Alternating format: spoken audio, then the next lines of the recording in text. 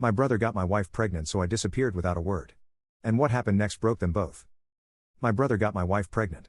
I found out on a Tuesday. Left on Wednesday. Didn't say goodbye. Didn't leave a note. Didn't tell anyone where I was going. Just disappeared. And what happened next broke them both. My name is Nathan. I'm 34 years old. Was married to Lisa for 8 years. Had what I thought was a solid marriage. Good life. Nice house in the suburbs. Talking about starting a family soon. My younger brother Evan is 29. Always been the golden child.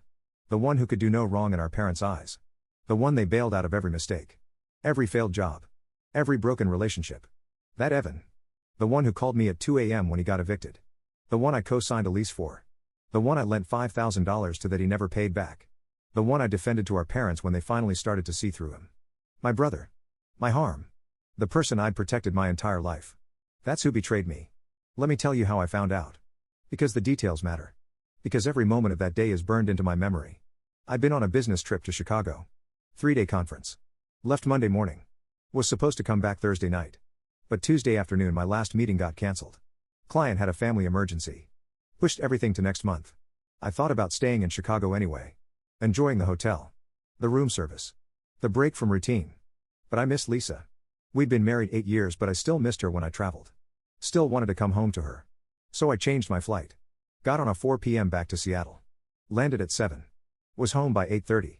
Stopped at the grocery store on the way. Bought flowers. Lisa's favorite. Sunflowers. Bright yellow ones that made her smile. Picked up Thai food from her favorite restaurant. The place that makes the pad Thai exactly how she likes it. Extra spicy. Extra peanuts. I was thinking about surprising her. About how happy she'd be that I came home early.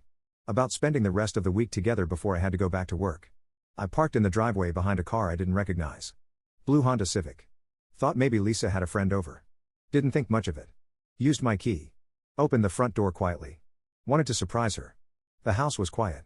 No TV on downstairs. No music. Just silence. I set the Thai food on the kitchen counter. Held the flowers. Started up the stairs. That's when I heard it. Voices.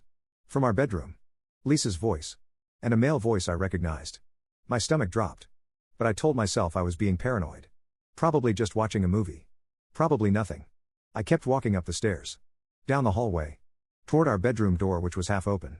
And that's when I saw them. My wife. My brother. In our bed. I didn't process it at first. Brain couldn't make sense of what my eyes were seeing. Because this wasn't possible. This didn't happen in real life. This happened in movies. In Reddit posts. Not to me. But it was happening. Right in front of me. Lisa saw me first. Screamed. Grabbed the blanket. Evan turned. Went white. Started scrambling for his clothes. I just stood there. In the doorway. Holding sunflowers. Watching my entire life detonate. Nobody spoke. Just chaos. Lisa crying. Evan trying to get dressed. Me frozen. Then something in me clicked. This calm. This cold clarity. I turned around. Walked back downstairs. Put the flowers on the kitchen counter next to the Thai food. Got my car keys. Walked out the front door. Got in my car. Lisa came running out. Wearing my bathrobe. Barefoot. Crying. Nathan, wait please, we need to talk. I backed out of the driveway. Drove away. Didn't look at her in the rearview mirror. Just drove. Ended up at a hotel near the airport. Checked in. Went to my room. Sat on the bed. That's when my phone started ringing. Lisa. Evan. Lisa. Evan. Lisa again. I watched it ring. Didn't answer. Just watched. Then the text started. Lisa, Nathan, please come home. Lisa, I'm so sorry. Lisa, it's not what you think. Evan, bro, I need to talk to you. Evan, I'm sorry man, I don't know what happened. Lisa, where are you? I'm worried. I turned the phone off. Opened my laptop. Started doing what I'm good at. Planning. Calculating. Executing. See, I work in finance. Portfolio management. I make $340,000 a year. Have for the past 3 years. Before that I was making $200,000 plus. I'm good with money. Very good. And I'm careful. When I got married I loved Lisa. Trusted her completely. But I'd watched too many friends get destroyed in divorces. Watched them lose everything because they weren't prepared. So I prepared. Not because I thought Lisa would cheat. But because I believe in insurance policies. Over the years I'd built accounts she didn't know about. Investments in my name only. Money I'd squirreled away from bonuses. From side consulting work. From gifts from my grandparents before they passed. Nothing illegal. Nothing hidden from the IRS. Just accounts that weren't joint. That I'd never mentioned. that existed completely separately from our marriage. I had $623,000 in those accounts. Plus another $224,000 in a 401k she didn't know the full amount of. Almost $850,000 she couldn't touch. That night in the hotel I moved it all. Transferred everything to different banks. Set up new accounts. Made it impossible for her to access even if she found out it existed. Then I called my lawyer. Not our family lawyer. Not the guy who did our estate planning. My lawyer. The one I'd consulted 2 years ago when my friend Tom was going through his divorce. The one Tom said was ruthless and effective. It was 11 p.m. I called his cell. He answered. Richard? It's Nathan Morrison. We met 2 years ago through Tom Stevens. Nathan. What's wrong? I need divorce papers. Tomorrow. I'm filing on grounds of over 18-ary. I have evidence. I need this done fast and I need to come out of it with everything. He was quiet for a second. Then, what happened? I caught my wife sleeping with my brother. In our house. In our bed. 2 hours ago. Jesus. I'm sorry. Okay. Can you come to my office at 8 a.m.? I'll be there at 7. I hung up. Went back to my laptop. Started making lists. What I owned. What we owned jointly. What she owned. What needed to be liquidated. What needed to be protected. What needed to be hidden. By 3 a.m. I had a complete financial picture. Every asset. Every debt. Every account. Every investment. I knew exactly what I was worth without her. $1.2 million in liquid assets. $850,000 she didn't know about. $350,000 we held jointly that I'd fight for. Plus the house. Worth $680,000. We owed $290,000. Equity of $390,000. I was worth $1.59 million total. Without her. Without our marriage. All mine. And I was going to keep every penny. I slept 2 hours. Woke up at 5 a.m. Showered. Put on my best suit. The one I wore to important meetings. This was the most important meeting of my life. At 6:45 a.m. I was in Richard's office. He showed up at 7. Looked surprised I was already there. You're serious about this? Completely. We spent 3 hours going through everything. My accounts. Our joint accounts. The house. The cars. Everything. I told him what I wanted. Everything. The house. The cars. All joint savings. Her to get nothing. He looked at me. Nathan, that's aggressive. Washington is a no-fault divorce state. Even with over 18-ary it's hard too. I don't care. I want papers that ask for everything. Let her fight me for scraps. But I'm not giving her anything I don't have to. He nodded. Okay. I'll draft the papers. But you need proof of the affair. I pulled out my phone. Showed him photos. I'd taken them after I walked out. Went back. Stood outside the bedroom window. Took pictures through the gap in the curtains. My wife and my brother. Clear as day. Richard looked at the photos. Looked at me. These are admissible. This is good evidence. I can work with this. How fast can you file? I can have papers ready by noon. Filed by end of business today. Do it. And I want her served at work. Tomorrow. In front of everyone. He raised an eyebrow. You want to put down her? I want her to feel a fraction of what I felt walking into my bedroom last night. I'll make it happen.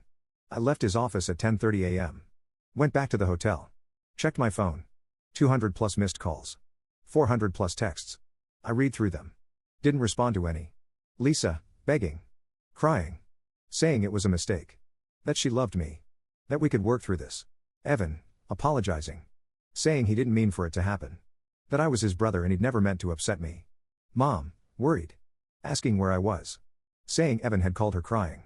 That Lisa had called her crying. That they needed to know I was okay. Dad, calm. Saying we needed to talk this through.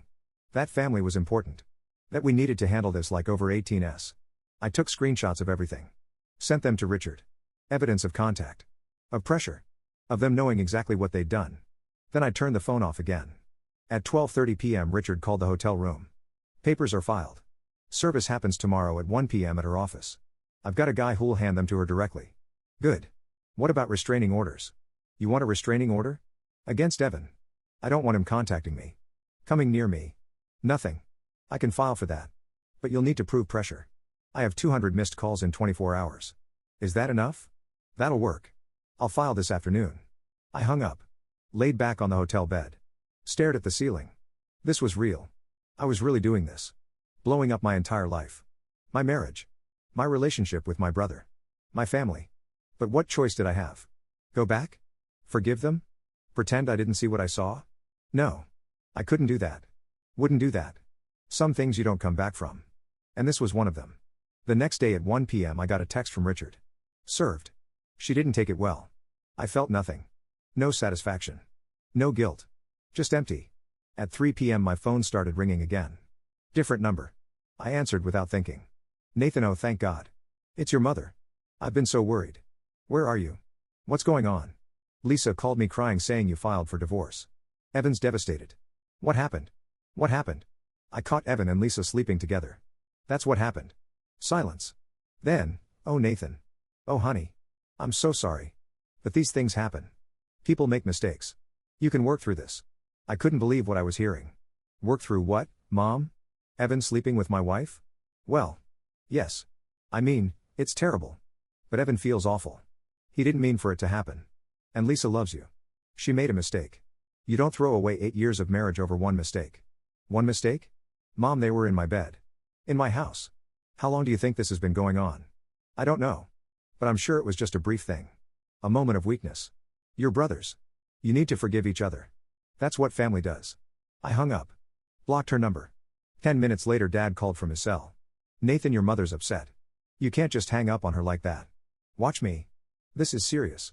We need to talk about this like over 18s. I am being an over 18. I caught my wife cheating with my brother. I filed for divorce. I'm handling it. What's not over 18 about that?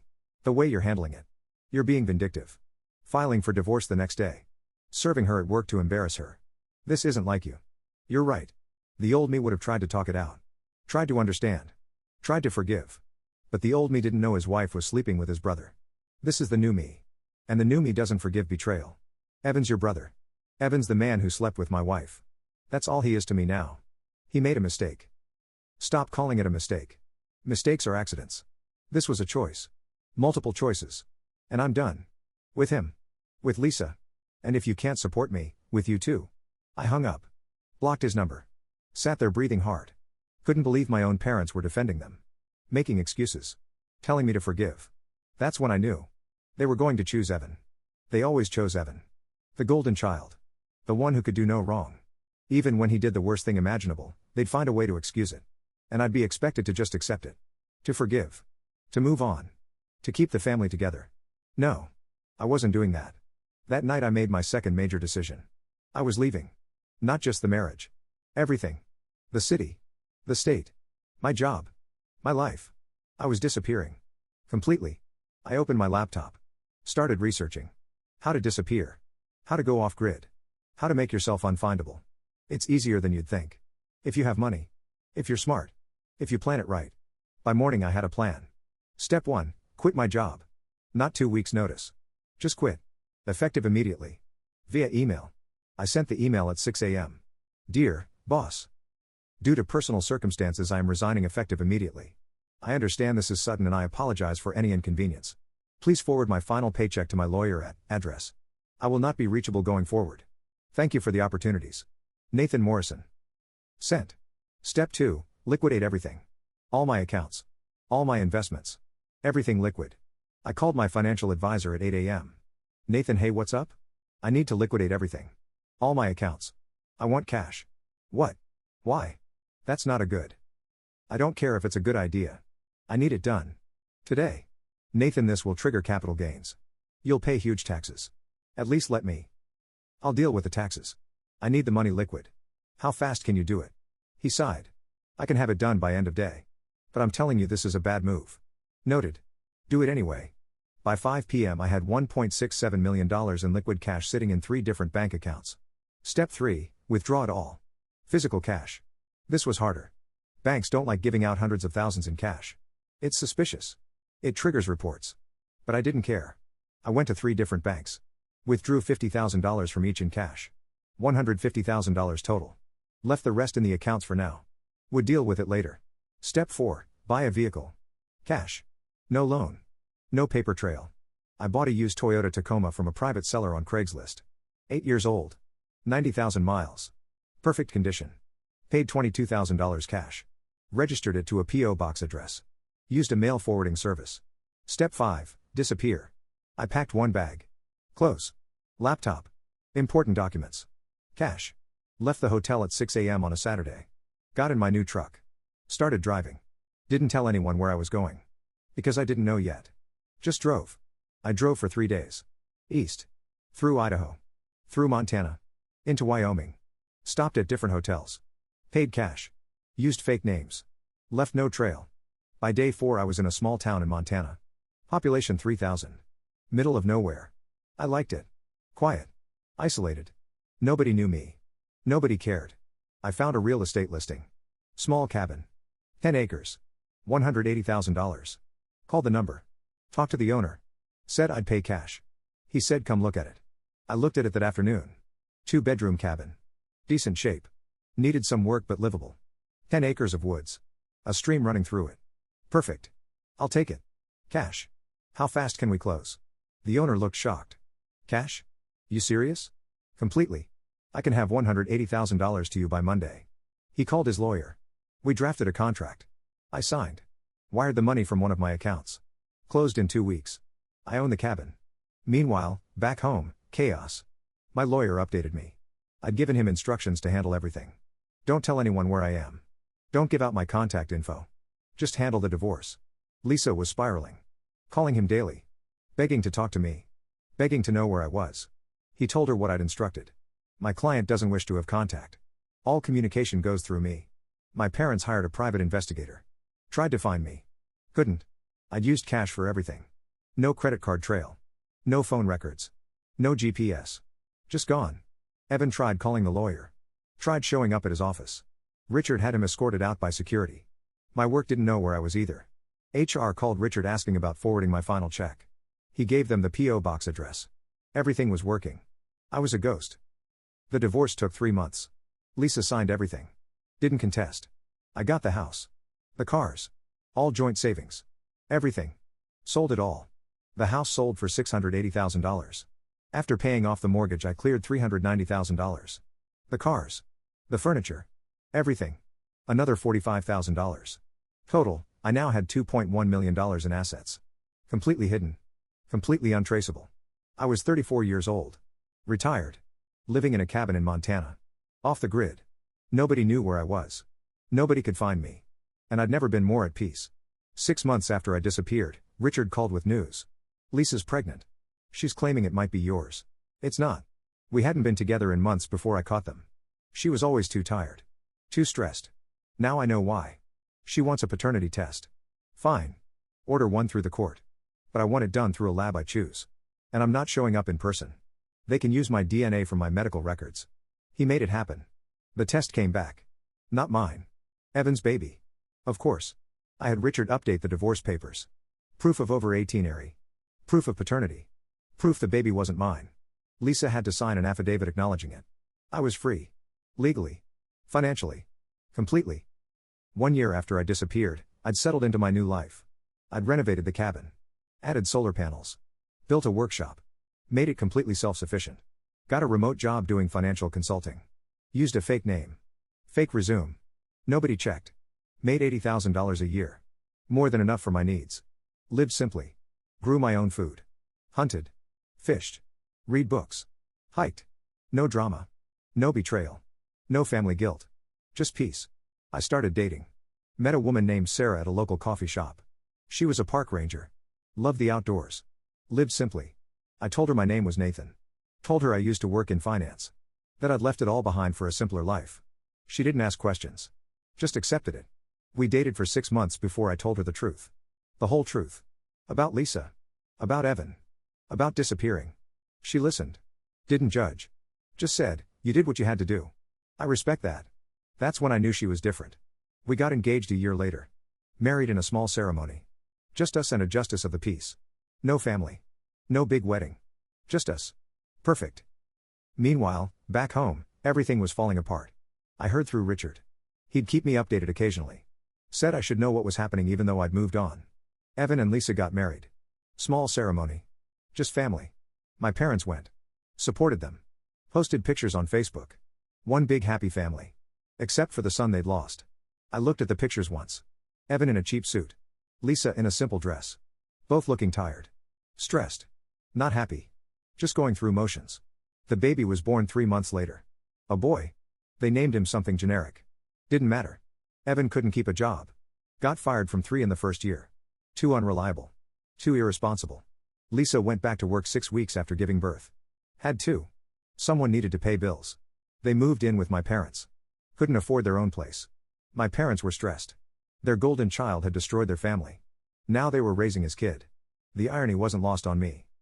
2 years after I disappeared, my parents tried reaching out through Richard. They want to know if you're okay. If you're safe. If you'll ever come back. Tell them I'm fine. I'm safe. And no, I'm never coming back. They want to apologize. I don't want their apology. I want to be left alone. Your father's not doing well. Health issues. They think the stress. That's not my problem. They made their choices. I made mine. If his health is suffering, it's because of the choices he made. Not because of me leaving. Richard was quiet. Then, you're really never coming back. Never. This is my life now. That was my old life. It's dead. I'm not resurrecting it. 3 years after I disappeared, Sarah and I bought more land. Built a greenhouse. Started a small farm. Sold vegetables at the local farmers market. Made friends. Became part of the community. Nobody knew who I used to be. Nobody knew about Nathan Morrison from Seattle. They just knew Nathan, the guy who lived on the mountain and grew amazing tomatoes. That was enough. I built a new life. A real life. One based on honesty and simplicity and actual values. Not the fake life I'd had before. Where my wife lied to me for months. Where my brother betrayed me. Where my parents chose wrong. This life was real. And I'd never been happier. 4 years after I disappeared, I got a call from Richard I couldn't ignore. Your father died. Heart dispute. Your mother's asking if you'll come to the funeral. I sat with that for a long time. My dad was dead. The man who'd taught me to ride a bike. Who'd come to my college graduation. Who'd been proud when I got my first big job. That man was gone. But so was the man who'd defended Evan. Who'd told me to forgive. Who'd chosen the wrong son. That man had died years ago when he made his choice. I'm not coming. Send flowers if you think it's appropriate. Anonymous. No name. Nathan. He made his choice 4 years ago. He chose Evan. He chose to support the son who betrayed me over the son who was betrayed. That was his choice. These are the consequences. He died knowing he had 2 sons and only one would come to his funeral. That's the consequence of his choice. Not mine. Richard sent flowers. With deepest sympathy on the card. No name. I found out later the funeral was packed. Evan gave a eulogy. Cried. Talked about what a great father Dad was. How much he'd taught him. How much he'd miss him. All lies. Dad was a great father until he wasn't. Until he chose wrong. I didn't mourn at the funeral. I'd mourned my father years ago. When he picked Evan over me. That's when my father died. The body they buried was just a shell. 5 years after I disappeared, my mother got sick. Cancer. Stage 4. Richard called. She's dying. 3 months maybe. She wants to see you. Wants to apologize. I thought about it for a week. Sarah asked what I was thinking. Part of me wants closure. Wants to hear her apologize. Wants her to understand what she did. And the other part? Knows it won't change anything. She'll apologize. I'll say it's too late. She'll die. And I'll still be angry. What's the point? The point is closure. For you. Not for her. I shook my head. I have closure. I left. I built a new life. I'm happy. I don't need her apology to move on. I already moved on. Sarah nodded. Then don't go. I didn't. Sent a message through Richard. Tell her I forgive her. But I'm not coming. She made her choice 5 years ago when she defended Evan. I made mine. We both have to live with our choices. Or in her case, die with them. I hope she finds peace. Mom died 6 weeks later. Died without seeing me. Died without the closure she wanted. I felt sad. But not guilty. She'd had 5 years to reach out. 5 years to admit she was wrong. She never did. Just waited until she was dying to want forgiveness. Too late. Tragic event doesn't erase what you did. Doesn't make your choices okay. Doesn't mean the people you upset owe you closure. I didn't go to the funeral. Didn't send flowers. Just let her go. Like she'd let me go when she chose Evan. After Mom died, things got worse for Evan and Lisa. Their marriage fell apart. Constantly fighting. About money. About the kid. About whose fault it was their lives were terrible. They divorced. Custody battle over the boy. Both claiming to be the better parent. Both lying. Evan moved in with friends. Working part-time at a warehouse. Barely seeing his son. Lisa was raising the kid alone. Working 2 jobs. Struggling to pay rent. The affair that destroyed my marriage had destroyed theirs too. Turns out relationships built on betrayal don't last. Who knew? 6 years after I disappeared, Evan hired a private investigator. Spent $5,000 trying to find me. The investigator found nothing. I'd covered my tracks too well. New name on my work contracts. Mail forwarding service. No credit cards. Cash for everything. I was a ghost. Evan tried reaching out through Richard. Tell Nathan I need to talk to him. It's important. It's about the kid. Richard relayed the message. I responded. Tell him I don't care. The kid isn't my nephew. He's proof of my brother's betrayal. If Evan wants to talk about his son, talk to his son's mother. I'm not part of that equation. He says the kid asks about you. Wants to meet his uncle. That hit different. The kid was innocent in this. Didn't ask to be born from an affair. But he wasn't my responsibility. Wasn't my nephew. Was just a reminder of what Evan did. Tell Evan to be the father his son needs instead of trying to drag me into his mess. I'm done. Permanently. That was 2 years ago. Haven't heard from them since. 8 years after I disappeared, I'm 36. Married to Sarah for 5 years. Living in Montana. Completely off the grid. I have everything I wanted. A wife who loves me. A home I built. A life that's mine. Evan is somewhere still struggling. Still failing. Still dealing with the consequences of his choices. Lisa is somewhere raising a kid alone. Working jobs she hates. Living with what she destroyed. And I'm here. In a cabin in the woods. With a woman who chose me every day. Living a life they'll never touch. That's the real story. My brother got my wife pregnant. My parents defended him. So I disappeared. Completely. Permanently. Built a new life from scratch. And what happened next broke them both. Evan lost everything. His family. His brother. His marriage. Everything. Lisa lost everything. Her husband. Her marriage. Her stability. Everything. My parents lost both sons. One to betrayal. One to consequence. They all broke. Slowly. Completely. And I didn't lift a finger. Just removed myself. Let them deal with what they'd created. That's the warning. Sometimes the best revenge isn't confrontation. It's absence. Sometimes the strongest thing you can do is walk away. Completely. Let them figure out their mess without you. I disappeared without a word after my brother got my wife pregnant. 8 years later, they're still broken. And I'm still free.